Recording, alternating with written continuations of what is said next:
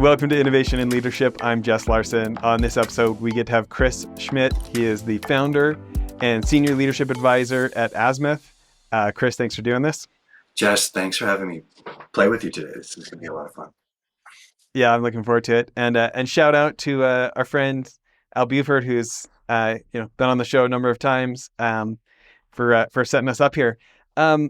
Chris, so I definitely want to talk about what you're doing at Azimuth, but let's start with your 30 years of service for our country and specifically your time in Special Forces, or Green Berets, as people often call it. Thanks, Jess. I really think that the starting this story uh, in Harmony Church at Fort Benning, Georgia, is an important start, because what brought me to Special Forces, what maybe validated or at least made it all feasible, was the fact that in high school I applied to West Point in the fall of my senior year.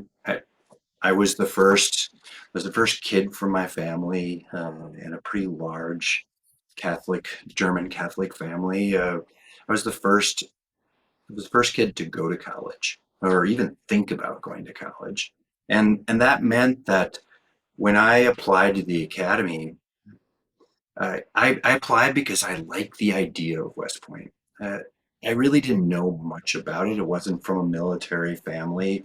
There wasn't any lineage there. When I asked my guidance counselor in my high school where West Point was, he said that he thought it was in California.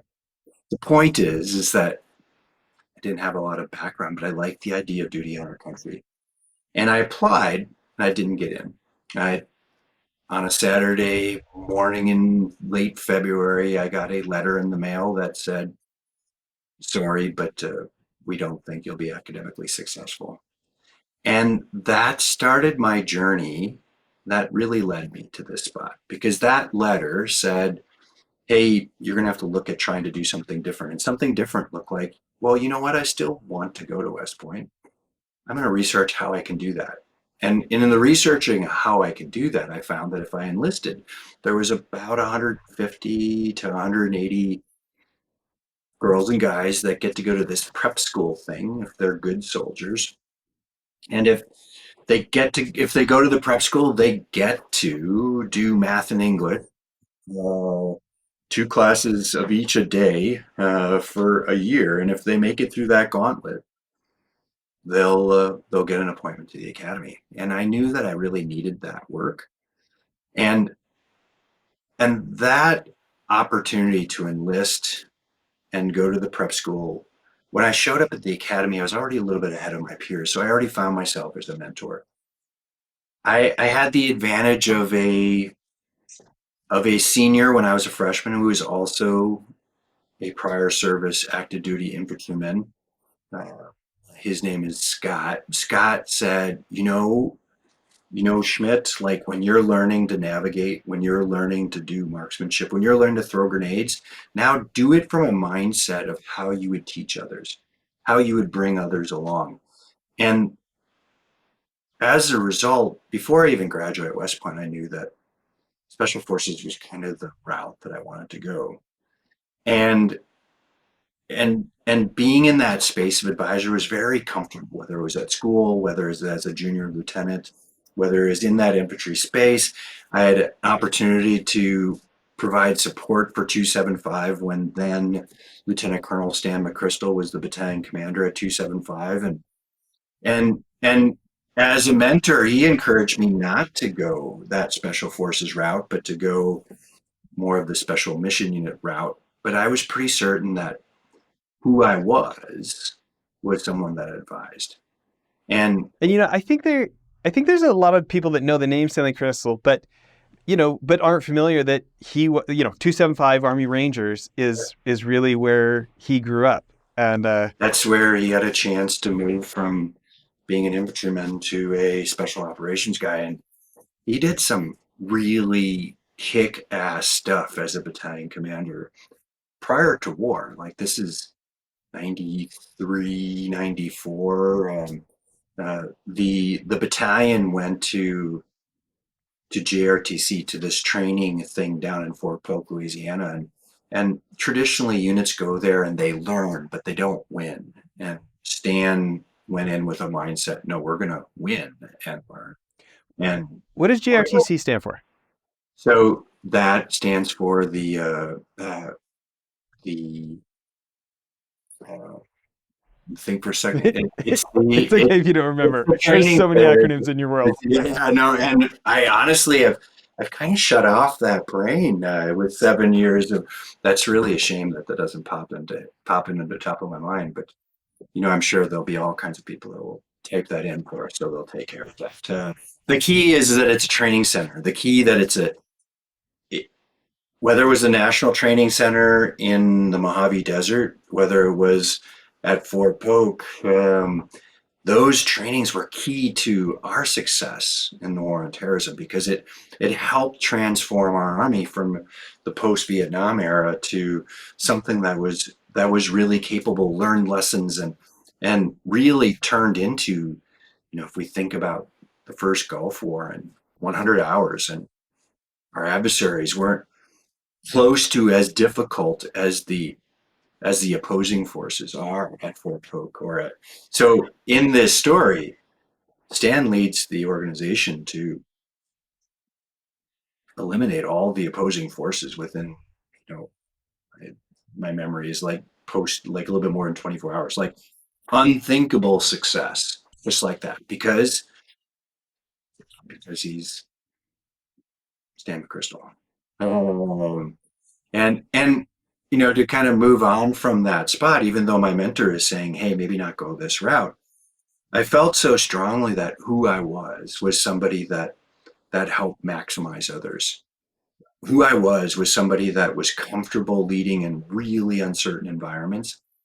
Who I was somebody that helps get us to that point that we want to get to, but maybe we don't do it ourselves. Maybe we pay attention to the environment and we think about what's going on, and we do it in a very different way than shoot somebody in the face.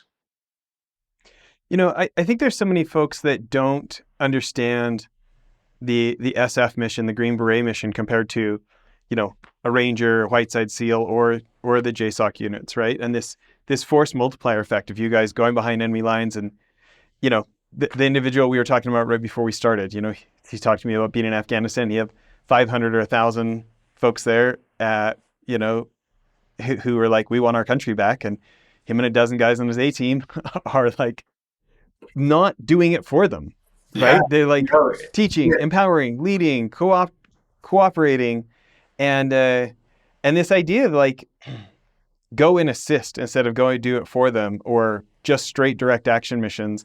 I don't think a lot of people outside your community understand just like how different that mission is compared to some of the stuff in the movies. Well, and if we want it to happen and we're not doing it all or can't do it all, I was lucky enough to be on a project that ultimately led to Milosevic being brought to The Hague, but not by us, but by guys in the region. Because if we back it up a couple of years, uh, my battalion was a forward deployed battalion in Europe. So consequently, we have an orientation of Europe, as our area of operations. And as a 1st Battalion 10 Special Forces officer, leading a Special Forces A team, our A team was sent into transition from the Special Mission Unit, which was hunting down and finding and taking indicted war criminals to The Hague. But the mission was in a transition space where we wanted the Bosnians to do some of the work. We wanted the Croats to do the work. We wanted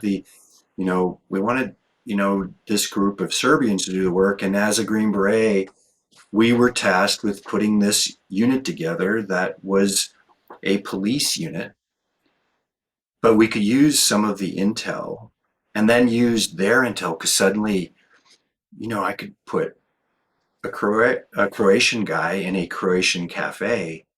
And we knew that the pattern of life of this one gentleman was that he would come to the cafe pretty regularly, but we didn't know exactly when. Well, now that we have a guy in this unit, we're teaching them how to develop information and put things in place. we're able to know that he comes there every Friday morning before he does much else. Or we know that this one gentleman works at the border patrol station, and he works the night shift, which means he just goes in and he sleeps in his cottage off to the side. But that then allowed us to be able to have have police, federal police, kind of FBI like guys park left and right of his designated parking spot. And when he stepped out of his car, they stepped out of the car and grabbed him. Another car pulled up, threw him in the trunk. And my team was helping advise them to do all that, but we weren't doing it. They were doing it. And once they moved him to the location I could bring a helicopter in because they don't have those resources, and we could quickly fly him off to another location where he was prepared. And a couple hours later, he finds himself in The Hague. Super cool. Super cool, not only in the action, but we're not doing it. They're doing it. So there's a little bit of heartache because, we want to do it, right? We want to do the work. But as a result of helping them with some muscle memory and getting them to do it, a couple of years later, when Milosevic needed to go to The Hague, and the political conditions were, right to allow for it, these guys are the guys that brought him here. It's interesting. I'm not surprised that you're making more money than you've ever thought as an entrepreneur because I see so many similarities dealing with ambiguity, adapt and overcome a situation, take advantage of a new resource you didn't have before, and retool your system to adapt for it. I mean, think about those same principles, whether it's with staff or with customers. The more that we can help them help themselves, I mean, it's back to this like SF force multiplier effect, right? 100%. And business is helping solve a need, but I'm not able to stay there with them. So I need to help them figure out how they're going to solve this need and then do it better than they could ever imagine. So over deliver and be a good dude on the front side and the back side, and just be someone that's likable, that helps them, that goes beyond to make them feel like everything is right. Yeah. And they're not only solving, it isn't transactional. What I love about what I get to do now as a leadership advisor and coach is that I get to be a small part of one of my clients who's developing cancer drugs. And some of the just goodness that happens because Starbucks exists, and as a result of Starbucks exists, not only is there really cool new frappuccinos, or more importantly, Starbucks deciding, what, my client said this to me one night about 4 years ago. He said, what, we're the greatest consumer of dairy, so we need to think through that because that's not right. We need to think about what other alternatives that we can create a taste for. And I'm not saying that Starbucks designed or even started the idea of oat milk being a thing, but when Starbucks starts doing it, then other coffee shops start doing it. And when Starbucks starts doing it, it becomes cool enough that everyone thinks that they want to do it. And to be able to be a thought partner with the gentleman who said, what, we're gonna work on R&D, we're gonna move this into a product, and we're gonna put it out in the stores with served drinks. I think that's really neat, and I'm stoked Yeah. that I had a chance to do that. One of the things I want to talk about is even with the Green Beret mission, so much of enablement, foreign internal defense, this whole idea of helping people in that country take back their own country from dictators or these type of things, terrorist groups, stuff that you guys helped us so much. There has to be this element of you have to earn respect. I think about different SFNs over the years talking about working with different folks, and very often like this commander from that country, he has an healthy ego himself. Hence the reason there's 500 men following him, right? Not only And now they're supposed to ego, work with you. but Yeah, absolutely. And the fun piece of special forces training is there's this scenario at the end of training called the Pineland. You go into the war in Pineland, and the first task is that you have to build a throne chair for that guerrilla commander so that he feels respected and that you're coming in and feel and normally teams just totally mess it up. Because I mean, building a chair, like, I don't know if I have that skill. But it's a great analogy of what's important, what's necessary when our special forces team, when our ODA was sent into Kosovo to find the UÇK commander, the Kosovo Liberation Army commander. Like, we had very little information on him, and and I had a CIA provided interpreter because we expected that he would speak Albanian and Kosovo or Albanian, and after maybe 10 minutes, I learned that he spoke German well and had been teaching grammar school in Switzerland because he had taken his family out of Kosovo when things were moving in a bad direction. And now mein Nachname ist Schmitt and ich kann Deutsch sprechen. And so we're now best friends. And he's a good dude, and I like him.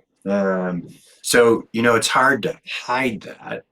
And you start having that connection. It's not neither of ours first language, but we're both generally trying. He needs me, I need him, and as one of my mentors, Mark Rosengard, who's a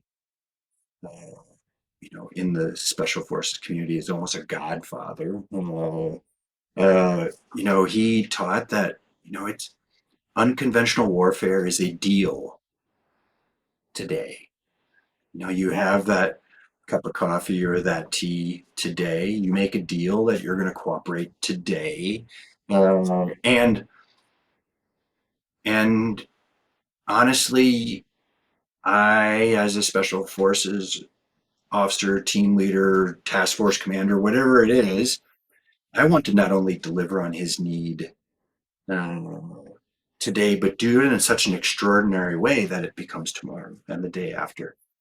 And I think I've never really thought about this before, but I think that's a big piece of what's made me successful with business, because I want to be able to not only over deliver, but I want to have this relationship not just last this one project, but there's a follow on project and there's a follow on other project. And I want to do things that might not be super profitable right now, but as a result, you know, now 7 years later after starting my business, I still have a great relationship with Starbucks that started as my first client in 2017. Well, and I'm not surprised it's spread to all these other Fortune 500 clients that you have. You think about those principles applied to business, though, like really focusing on what's in it for them, being thoughtful about the human craving to feel important, and like subverting our own desire to feel important and spending time on helping, again, whether it's a customer, staff, a joint venture partner, a vendor, like spending time like tamping that down in ourselves and spending time helping them feel important and valued, and like making sure that they feel approved of by us rather than worry about are we approved of by them. And Mm-hmm. this like principles of relationship building, right? and and helping them identify what is that thing that they do well and help provide, if it's greater resources. There's a great CNN interview that we did in the Sahara, that I said to the CNN interviewer that it's kind of just about resources, and then she captured it, and it's Jane Ferguson, an extraordinary reporter that now works for the PBS NewsHour. Jane, she captured it there, and she captured it like three other times where my guys said, it's all about resources. It's all about resources. If we can train them on the basics and we get them there a step further, it's just all about resources. And the neat thing is that if we do it right and we capture what it is that they do best, I'm gonna slide my camera over just a little bit here because up on top here, the statue up on top here is Colonel Mary. It's not Colonel Mary. It's some Chadian, historical figure. But Colonel Mary was the commander of Chadian Special Forces, Special Operations, and and the State Department would regularly push us and say, "So what's the love fest with Colonel Mary?" He's a he's a good man. He's a good man. He's incredibly capable. His troops, really respect him, and making him successful is really important. I don't know why, but it's really important. And when Al Qaeda in the Maghreb, uh, post Gaddafi's post Gaddafi's death, Tuaregs who were in the Gaddafi's military under contract now move into Niger and Mali, and Al Qaeda Maghreb takes advantage because there's a whole bunch of guys that are really capable of using big guns on technical vehicles, and they don't have any revenue, so they got contracted, for lack of a better term. And what Colonel Mary recognized was all that training that the U.S. has done with me, all that work on fire maneuver, all that recognizing that, maybe the template that we were using in Mali and Niger and Mauritania was very different for him because he was different. Ensuring that he was successful through iterations allowed him to say, what's going on in Mali right now is really bad for Chad. I'm going to have a conversation with President Deby, and I'm going to drive across Niger into Mali. And there's no roads here. This is just in the middle of nothing. And he says, Chris, what I need is tires and fuel. And I said, what you need is good intel as well. And so the Canadians happened to be training as part of our task force. And so we got them tires and fuel with the Canadians, and they refueled and put new tires on their vehicles, and they went and they put a big dent on Al Qaeda and Maghreb's leadership through some really heroic fighting. That Colonel Mary and his unit was recognized by SOCOM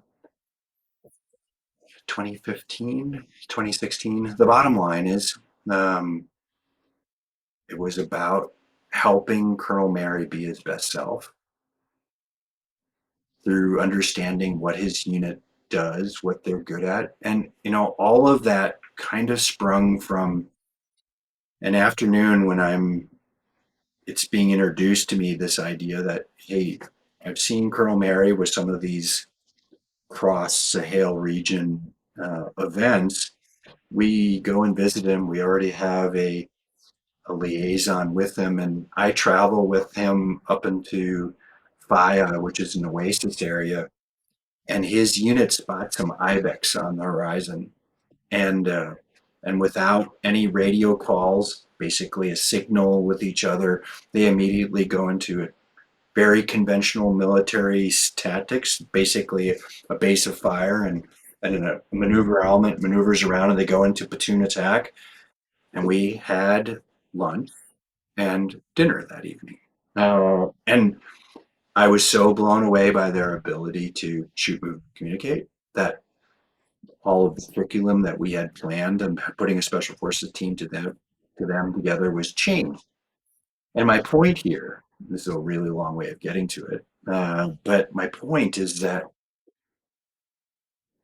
we paid attention to the situation, we paid attention to their skills, and we paid attention to what they did really well and helped them recognize it in a way that they were successful. And then they realized that they could then reciprocate or take care of themselves, but in the same place, reciprocate.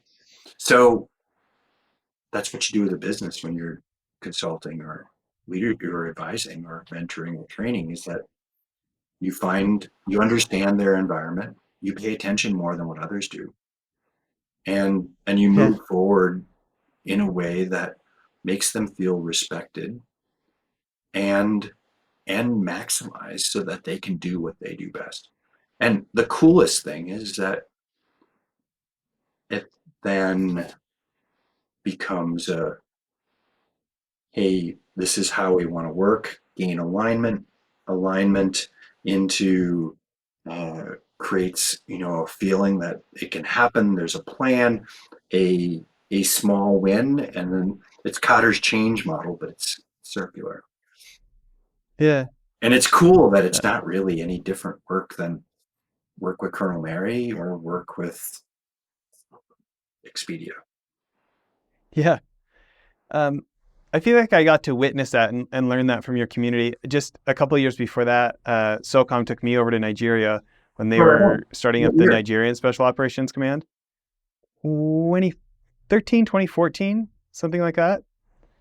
Um, when they were standing up the Nigerian Special Operations Command. So it was, so this recon Marine was running it for SOCOM, and then it was an SF guy, an Islamic law scholar from the States, and then me, and I brought one of my like 25-year SEAL clients with me to team teach.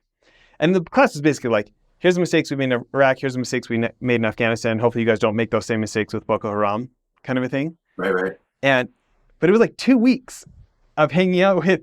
So there's like, I don't know, maybe 3 rows of generals, like a lot, like I don't know, 30 generals, and then maybe like 300 of the rest of Nigeria the is guys. so tricky Um, because we built a special operations unit in 2008, and by 2010 some generals had changed, so those special operations guys are now mowing lawn because they need to be told what they're doing, and that unit gets disbanded. So it continually, I think it's neat that you were doing that in 2013, 2014, because there's a need. Boko Haram is but definitely a need. yeah, I mean, right after they'd kidnapped those 200 girls, Yep, right? yep. And um, one guy from Lagos is like, I'm from Lagos, where we kidnap people who look like you, with like a big grin on his face. That was a little disconcerting. And like the SF guy was like, they all think you're CIA because I'm in a suit and I Yeah, of don't course. claim to be with the military, And you're right? yeah, Yeah, but you're way too but what good I at was gonna say, anything else. what I feel like I learned Okay. from your community there is like it stopped being something on the news. Do you mean like I was Right. right? And like the political side of like, so this 25-year SEAL, like you look at like some of the reputation for the SEALs and the movie version of the SEALs, and there's a lot of hotheads and stuff. And like it was so awesome for me because I knew this client really well, a friend, and we got to meet with the head of the Nigerian Special Operations Command a number of times over that time, and he was just so deferential and so like he made that guy feel like $1 million, and um, and at the same time didn't pull back on giving advice that he was being asked for, and like after every meeting he'd like take me aside and he'd be like, why did we say what we said and why did he say what he said? And like he was just like day after day after day, he's ingraining me. What's in it for him? What's in it for him? What's in it for him? How You fast? know? What did you gain from that experience that helped you be better at business?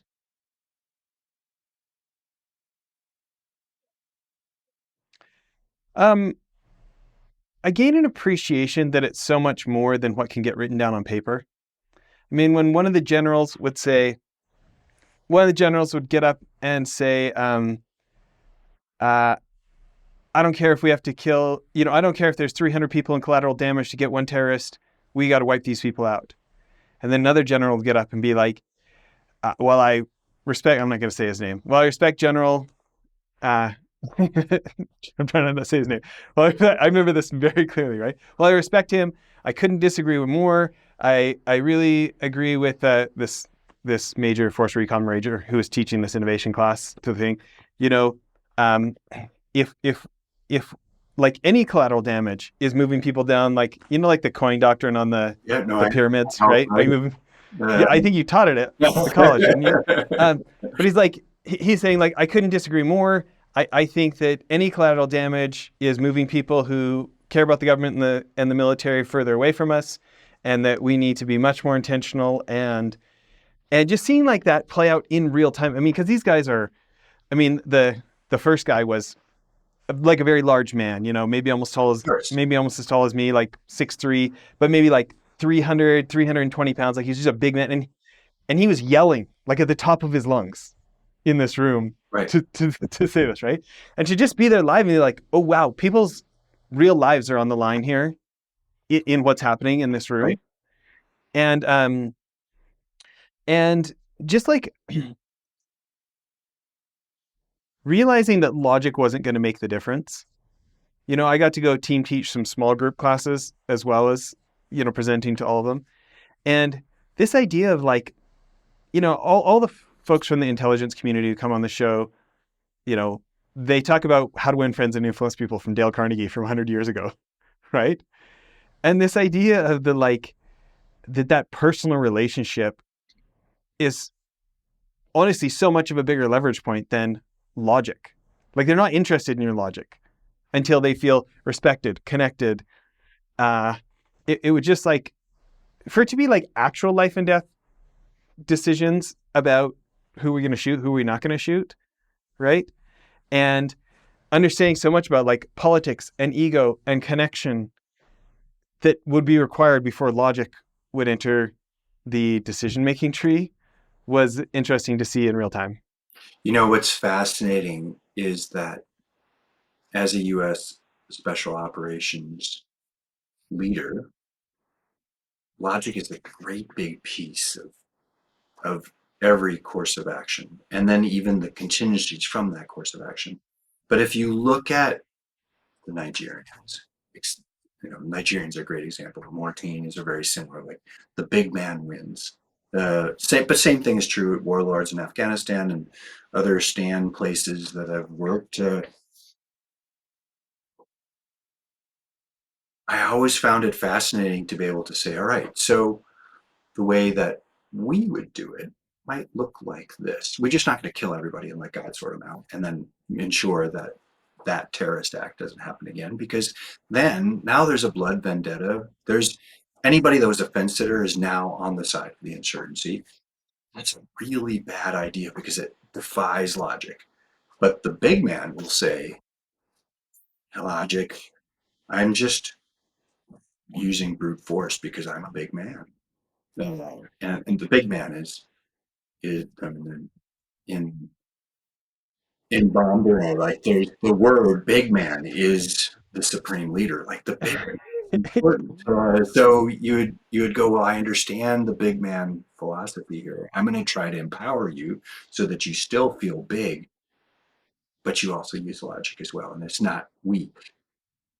Well, it gave me extra pressure when I'm presenting. And so I was teaching stories from a different one of my clients on the high risk search ward team in Kansas City, Missouri, and talking about like how humanity and like you don't have to hate someone to arrest them, and like caring about them as a person, even though you're going to do your law enforcement activities, how it actually like increased effectiveness. And then the SEAL I was with would talk about like, hey, we got to clear all these cars on the street. So we just quickly crowbar the trunk, make sure there's no explosive in it, move on because we want to get out of the street and don't want to be prime pickings for some sniper.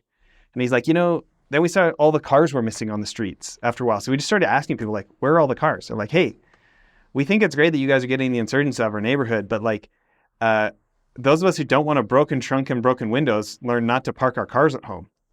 And he's like, we went home and talked about like, oh yeah, what must it be like to be them? And he's like, you want to know what's even faster than crowbarring a trunk? Asking the teenager in the yard to run in and grab the keys. Right. He's like, we actually increased our safety by considering the humanity of the others. And like, it gave me more pressure that like, how to present these messages in ways that were not going to get anybody's back up, to like increase the probability that they wanted to hear it from us. Like, But it's really some valuable. Americans. It's really valuable, and I'm not a small guy. I'm 6'1". I have a presence. So even when I'm in those places, but even now when I'm coaching, I can say, my most valuable weapon in my kit bag was kindness.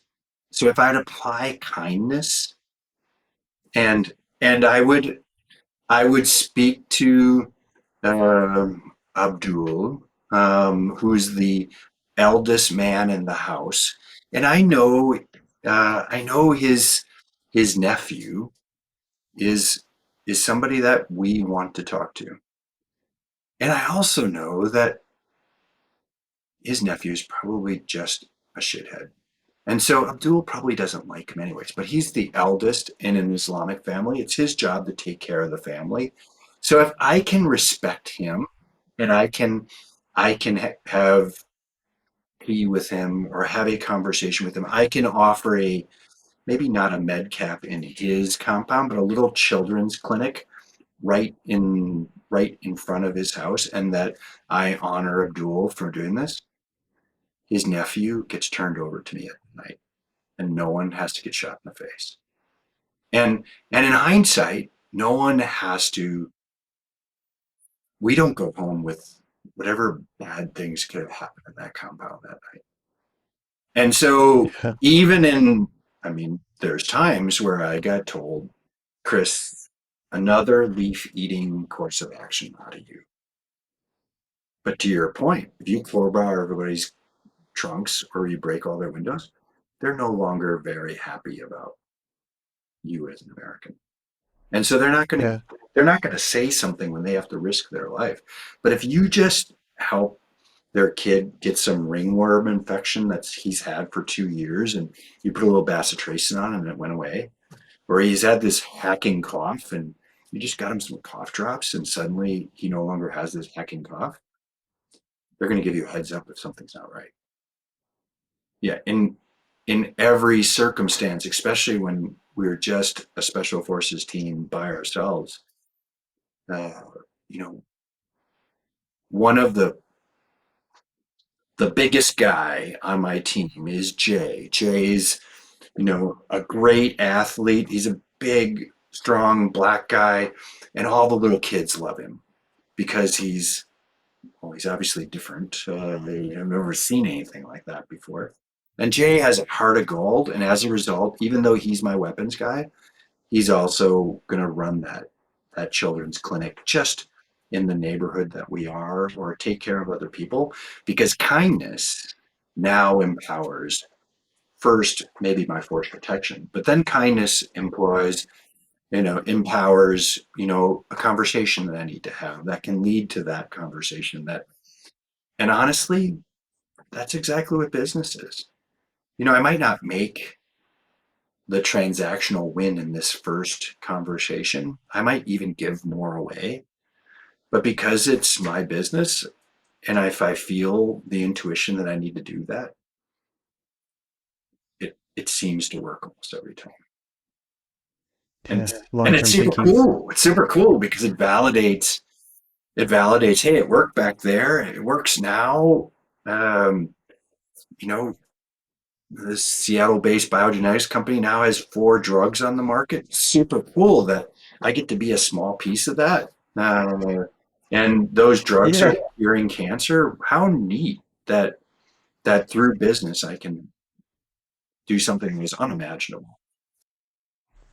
Well, I know I've only got a couple minutes left. I'm going to run out of time for my questions. There, Let's rapid go. fire here. Um, when you think about the Q course and coming from being infantry, making it into Green Berets, um, what was the hardest part about it, and why do you think you made it through when so many others didn't? I think we already just discussed it. You know, even your instructors while you're going through the Q course there's a level of hubris going on. There's a level of protecting the tab. So And for anybody who doesn't know, he means the Special Forces tab yeah, on yeah, your yeah, uniform. yeah, That yeah. means something. That we The, don't let somebody get through who's going to exactly. Well, downgrade our community. whether it's my experience in Ranger School or my experience in getting my Green Beret and my Special Forces tab, or even airborne for that matter, the bottom line is recognizing that these guys have done something, and as a student, I need to be respectful. I need to learn. I need to maybe turn down my humility a little bit. Ryan Holiday's book, Ego is the Enemy, is a great way to just think about how can I be focused on the goal and not focused on my immediate the immediate need to feel important. And I'm not saying being timid because that's the wrong answer. Okay, can I pause you here? Yeah. That is the most common trait for the founders that have built the $1 billion businesses that come on the show versus the ones maybe more in the 100 millions or the tens of millions, is like they're all good entrepreneurs. Mm-hmm. But the highest level ones who got into the billions or the tens of billions, I find them much more humble in their listening to find out what's wrong with their product instead of listening for to pat themselves on the back of what a good job they've done. And just like an obsession with the goal of how can we make this even better for our customer, even more magnetic, and not the look at me, I was so smart for thinking up this product. That's like one of my the biggest differences That's that I what the see. pros do, right? That's what the pros do. I mean, let's use Al for example.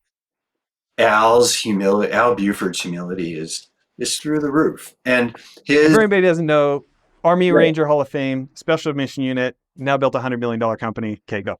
my hero, and he gets to be. I get to have him along on my traverse that I'm doing in a Yeah, couple. actually, will you explain Azimuth and the Traverse? I know we've only got a Yeah, couple of yeah, minutes left. but all good. I recounted all that time in the Sahara, and while I'm sitting one afternoon on my cot in the Sahara, I'm thinking to myself, who do I want to be and what I want to do in my future life, and I wanted to be still this advisor. I actually wanted to be the guy that I needed in that moment. In that moment, I'm making big decisions. I'm I'm in charge of a 1,500 person, $600 million, or I'm the operations guy for this effort in the Sahara, and I'm thinking to myself, what I could use right now is a thought partner. What I could use right now is someone that could help keep me accountable. What I could use right now is just someone to talk to. I want to do that when when I grow up and get a real job. And so I built Azimuth around that idea that kindness is our most valuable weapon, and that if I can help individuals and teams be their best self, that focus on what they do best can help focus on those things are the biggest, hardest things that they've got to do. And and if I can do that outside, because I love being in the mountains, I made it a priority when we left the military that we moved. We live in North Bend, Washington, which is 34 exits down out of Seattle. So we're less than 45 minutes from downtown Seattle. I live in a place that I can hike into the mountains to in order to get to a glacier. Uh, I wanted to incorporate all that in my business because I believe that if I can take a group of people and do something really physically hard, they get a chance to experience that accomplishment, dopamine, and they get to feel the love of that group, oxytocin, and they can reflect back from that spot of the work that it took and the work that it's going to take for the rest of the route, and they get serotonin. And now they got this cocktail of oxytocin, serotonin, dopamine, a little bit of adrenaline, a little bit of endorphins. Like they're super stoked in order to take action on those things that are really, really important. And that's what my business does. Whether I'm doing that physically in the mountains, where I take a number of clients individually or in groups on a thing called the Traverse, or I'm doing that just over a video screen over Zoom, but helping gain perspective, learn what it is that you do well, identify your best self, identify your priorities, think about where those gaps are in terms of your business plan or those greater strategic objectives that you have, and commit to that action. And that's what I get to do in my new job, which feels good like that old job. Well, I'm sad we ran out of time and I'm supposed to get on my next call. Right What on. is the website? If people want to sign up for your trips, what's the It, website? you if you search azimuthleadership.com, Azimuth is spelled Azimuth. And if you don't know what an azimuth is, an azimuth is a direction on a compass, and it's a word used a lot in our military context. If you want to understand the vision of the commander, you'll ask the commander, "Hey, sir, can you give me an azimuth check on this?" And so, azimuth translates really well into where my business is now, or where I am at now as a leader, and where do I want to go, and how do I get there? And I just need to take my compass out and shoot an azimuth to that direction.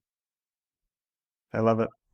Well, thanks for making time for this. Thanks for serving our country, and Yeah, this was a lot of this was a lot fun.